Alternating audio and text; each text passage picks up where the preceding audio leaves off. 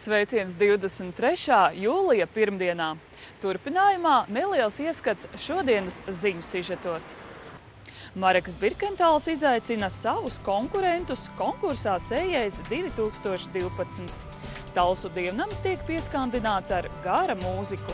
Strādes skolas zvans aicina uz 145. jubileju.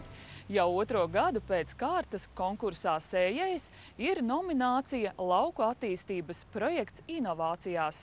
Šogad šajā grupā pēc Lauku atbalsta dienesta iniciatīvas startē Mareks Birkentāls.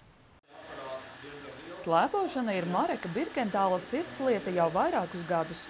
Tieši aizraušanās ar šo sportisko aktivitāti viņu pamudinājusi realizēt ieceri izveidot pašam savu uzņēmumu. Es iegādājies slēpju mašīnu un ražojam un taisam slēpes. Slēpējiem, jā, kad, tas ir viens no procesiem slēpēm, kas ir nepieciešams, lai slēpi taptu gatavu. Pateicoties Lauka atbalsta dienesta koordinētajam projektam, Sija Renlains saņēmis ap 42 000 latu, jeb 60% Eiropas Savienības finansējuma. Savukārt 40% bijis pašfinansējums. Arī žūrijas komisija šodien bija ieradusies, lai iepazītos ar nominantu un viņa piedāvāto pakalpojumu. Jau otro gadu viena no nominācijām Sējējā ir tieši šī nelauksaimnieciskā ražošana. Inovācijas, lai veicinātu to, ka mums šī uzņēmēja darbība attīstās, un ja ir šie inovatīvās idejas un inovatīvie projekti, tad mēs zinām, ka tas strādās visticamākais un arī būs šīs darba vietas un būs šie uzņēmumi. No Šveices atvestā iekārta tiek darbināta regulāri, jo pasūtījumu netrūkst. Smalko inventāra slīpēšanu nācies apgūt arī speciālos kursos ārzemēs. Taču runājot par nākotni, uzņēmējs ir apņēmības pilns ražošanu attīstīt vēl vairāk. Ja tagad mēs slēpējam tikai darām, var teikt, tādu pašbeigas procesu, bet to galas procesu un tas smalkākais no tiem procesiem, kas viens no smalkākajiem ir, tad jau gribētos jau ar visu plasmas liešanu, apstrādi, struktūru vilkšanu, parafīnu iestrādi iekšā, un tā kā jau var dot klientam jau gatavu produktu. Pavisam Sējējā ir 10 nominācijas, taču par inovatīvāko projektu savā starpā šogad sacentīsies 6 konkursanti. Žūrijas komisija neslēp, ka Sija Renlains konkursā esot labas izredzes, taču pagaidām vēl jāapciemo pārējie 5 uzņēmumi. Tas, kad uzņēmums ir tikko radījis pavisam jaunu pakalpojumu, faktiski ne pakalpojumu, bet ražotni, un tas, ka viņi vēlās papildināt un veidot paplašināt šo ciklu, tas ir tikai atbalstām. Mēs priecājamies. Šis ir reāls pieteikums uz līderi. Šogad konkursā pieteikti arī Jēkabas Proģa zemnieku saimniecība Mežvidi, kā arī Dundagas pienotava. Tuvākajā laikā žūrija apciemos katras grupas nominantus un apkopos vērtējumus. Savukārt oktobrī konkursa noslēguma pasākumā tiks nosaukti katras grupas uzvarētāji. Dace Mieriņa, Kaspars Zvirgzdiņš, Talsu televīzija. Svētdien gara mūzika piepildīja daudzus dievnamus. Klausīties dažādu mūziķu izpildījumos bija iespēja ne tikai Ugālē un Laucienē, bet arī Talsos. Talsu luterāņu baznīcā klausīties mūzikas skaņās bija iespēja no agra rīta līdz pat vēlai vakara stundai. Augstākās klases vietējā mēroga un pasaules līmeņa māksliniekus redzēt un dzirdēt vienkopus bija baudījums ne tikai izsmalcinātas gaumas cienītājiem, bet arī vienkāršiem klausītājiem.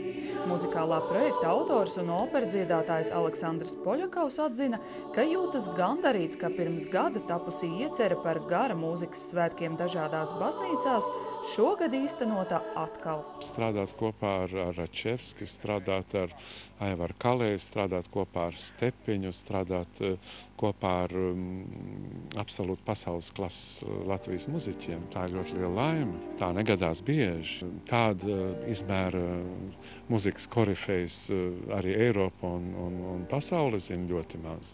Daudzi mākslinieki, kurus svētdien bija dzirdami dievnamos, ikdienā redzam arī lielajās koncertu zālēs. Daudzreiz ir gadījies tā, ka tieši tajā vienkāršajā baznīciņā pie vienkāršā cilvēka tu vari tā atraisīties un tieši pateikt pašu galveno.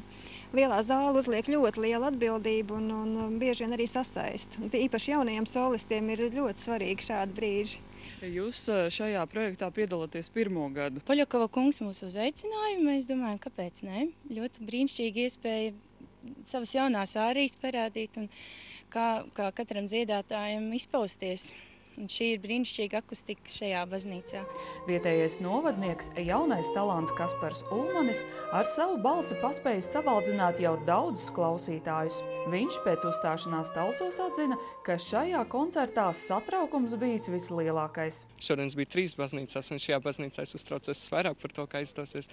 Bet man liekas, šajā baznīcā izdevās vislabāk. Es atdevu visu sevi un izdarīju to, ko es spēju. Kāpēc šajā tas uztraukums vislielākais? Man te visi radi draugs šajā baznīcā un tā. Un man likās, ka šajā baznīcā tas koncerts ir vissvarīgākais. Kaspara vokālā pedagoģe nebija mazāk satraukta kā pats solists, taču pēc uzstāšanās atzina, ka tieši viņas audzēknis pelnījis vislielākās uzslavas. Šodien viņam šis ir 3. koncerts. Es nezinu, vai kādam vēl ir šodien. Es domāju, ka nevienam, jo viņš dziedāja arī Laucienas baznīcā un pilnu koncertu. Šis bija nepilns koncerts Ugāles baznīcā, un viņš ļoti labi noturējās. Lai arī pasākuma apmeklētāji sākotnēji tika aicināti koncertus apmeklēt tautas tērpos, Talsu baznīcā ar savu košo suitu novada tērpu vienīgā rotājās novada muzeja direktore. Es pat nezināju par tādu aicinājumu, ka jāierodas tautas tērpā, bet tad, kad es tiku uzaicināta, lai piedalītos šajā pasākumā un bija runas par to, kā tad mums vajadzētu tērpties, tad es teicu uzreiz, es būšu tikai tautas tērpā un nekā citādāk.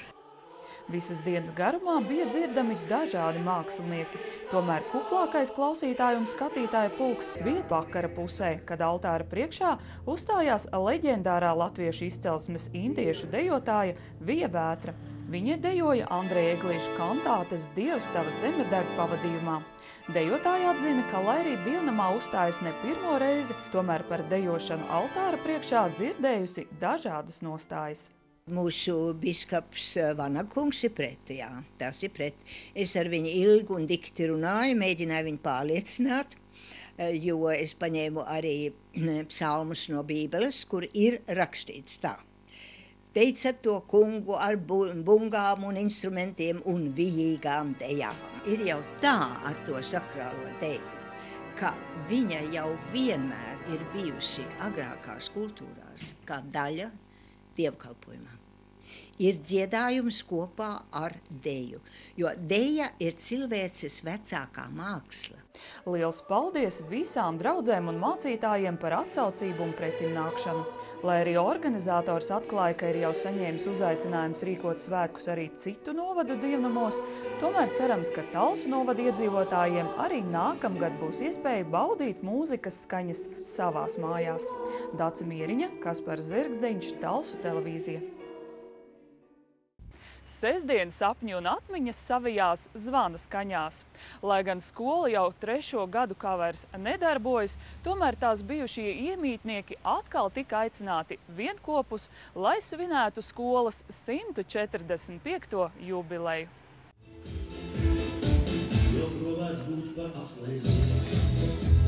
Skolas nams visos laikos bijis pagasta sirds un lepnums. Tāpēc svētkos vienkopus atkal bija pulcējušies bijušie absolventi, pedagogi un darbinieki, lai kopīgi pārlapotu skolas atmiņu grāmatu un ierakstītu tajā vēl jaunas rindas. Ilgadējai direktorei Elgai Millerei 16. augustā aprit 60 gadu, kopš viņa, kā jauna un vēl bikla skolotāja, pārkāpa skolas slieksni. Tās ir manas mājas, tas ir mans darbs, tas ir praktiski. Viss mans ražanais darba mūžs. Strādājot ar bērniem, tu pats vienmēr esi jauns, un tas sliktums it kā paiet garām. Un tad, kad skan izlaidumā himna, tad visas blēņas ir aizmirsušās. Fantastiska dzīve un kolosāla profesija. Tā par likteņa piespēlēto iespēju būt skolotājam saka Jānis Vītiņš. Sēžot savā vecajā darba laukā, skolas sporta laukumā, viņa atmiņā joprojām tā laika ierindas skates un skolēnu sasniegumi. Man galvā bija visādi severģēlības un man tik daudz nebija zināšanas par sportu, kā tikai gribējās, lai bērniem ir interesanti. Un līdz ar to taisījām dažādas sacensības, galīgi neordināras, teiksim, tas pats florbols tagad ir topā Latvijā. Mēs jau florbols sitām tanī mazā zālītē, tur augšā daudzījām logus ārā un viss bērniem bija interesanti. Un tāpēc tas mans gars arī tagad te ir vēl klīst. Kopā ne tikai sēžot solā un klausoties skolotājos, bet arī draiskojoties, ejot talkās un kaplējot nezāles skolas lauciņā. Atmiņas par skolā piedzīvoto neizzūd, un salidojums ir tā vieta, kur sen aizmirstais kopīgiem spēkiem tiek uzspodrināts un pārunāts atkal no jauna. Piedzīvojumi bija dažādi, blēņas bija lielas un visādas spridzināšanas un dedzināšanas klasē, tad arī biedinājām meitenes ar ogli, paņemot mutē un pūšot. Es esmu gājis 4 skolās, ieskaitot augstskolas, un no šīs skolas ir labākās atmiņas. Mēs arī satiekamies vēl klases salidojumos, ik pa 5 gadiem apaļos gadu skaitļos. Mēs bijām 18 skolēni, liela klase salīdzinoši un 4 zēnas ar tiem, bet šodien vēl nav. Meitenes nesakās dēļ tiem 4 puišiem? Neatceros, ne. Laikam ne, mēs kristīgi sadalījām. Ar meitenēm man liela piedzīvojuma skolas laikā nebija. Mazākās klasēs klasbiedrenes, protams, patīk, bet nākot lielākam jau arī patīk no citām klasēm jau vecāks meitenes, protams, bija simpātijas. Varbūt ar tādu domu arī šodien ieradies? Īstenībā jā, satikt kādu, bet pagaidām nav neviens atbraukuši. Bijušie absolventi ar lielu cieņu un bijāšanu joprojām atceras daudzus savas skolas laika pedagogus, kuru dotās zināšanas lieti noderējušas. Lielo burtu jāraksta ir skolotāja Krišāna Krievāna, kurš mani no pirmās līdz pēdējai skolas dienai mācīja, ne tikai dabas mācības, arī dziedāšanu un visu, koru dziedāšanu. Tā kā pa viņa ir vislabākās atmiņas un bija ļoti prasīgs skolotājs un viss. Paldies viņam. Mūsu klases audzinātāji dotās zināšanas gadu skaitļu vēsturē un karta ģeogrāfijā. Es joprojām ļoti labi pārzinu karti. Vismaz to, ko viņš mācīja, to mēs zinām. Jā, tas bija viņa stingrība, jā, un tas treškā bija 2 reizes nezināja un, jā. Un tad sēdēs 2, tad es domāju, ka tur ģeogrāfijā es noteikti savām meitām iegriežu šajās zināšanās. Bijušajā skolas ēkā jau 3. gadu vairs neskan bērnu klaigas. Tagad šeit ir Strazdas brīvā laika pavadīšanas centrs. Tāpēc svētku reizē svinīgi tika atklāta piemiņas zīme, kas vēsta, ka kādreiz šeit bijusi mācību iestāde. Skolotāja Krievāna gan ir cerība un pārliecības spārnota, ka vēsture tomēr kādreiz atkārtosies un skolas gars tajā valdīs atkal. Pēc 30 vismaz gadiem, 30, 40 gadiem būs skola, būs lauki. Ja nebūs skola un nebūs lauku, nebūs Latvijas. Es uz to 100% ceru, ka es kādreiz no mākoņa maliņas sēdēšu un priecāšos par jauno skolu. Vecās skoliņas iemītniekus uzklausīja un zvana skaņas dzirdēja arī Dace Mieriņa, Jurģis Rudaks un Talsu televīzija. Paldies, ka skatījāties! Šai reizei tas arī viss. Uz tikšanos trešdien!